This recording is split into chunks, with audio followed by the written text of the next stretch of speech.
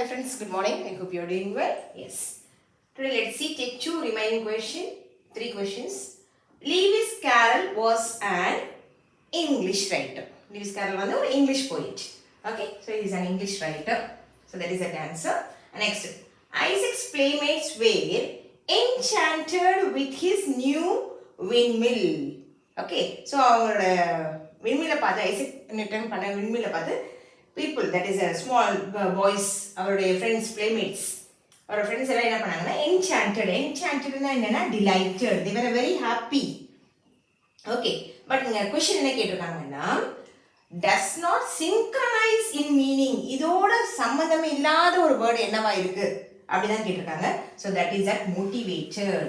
ஒரு விஷயத்தை பார்த்து நம்ம வந்து ஆர்வமாயி நம்மளும் அதை செய்யணும்னு நினைச்சாதான் that is motivated.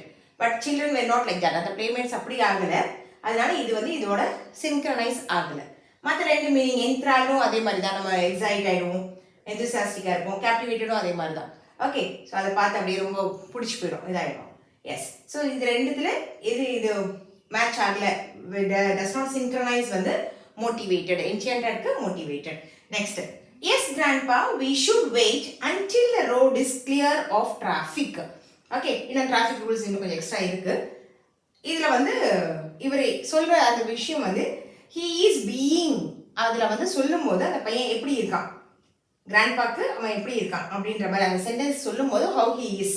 S grandpa we should wait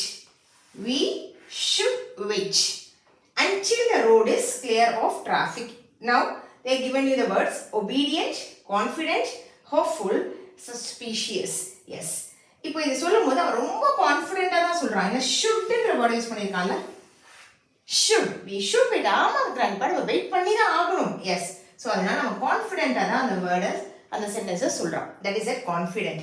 obedient எப்போ கொடுத்துருக்கலாம் அப்படின்னா கிராண்ட்பாக்கு அவன் ஒபீடியண்ட்டாக இருந்தால் தான் அது obedient.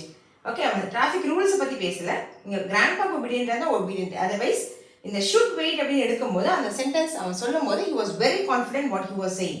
So that is confident. Hopeful வந்து we know that. And suspicious வந்து சந்தேகமா.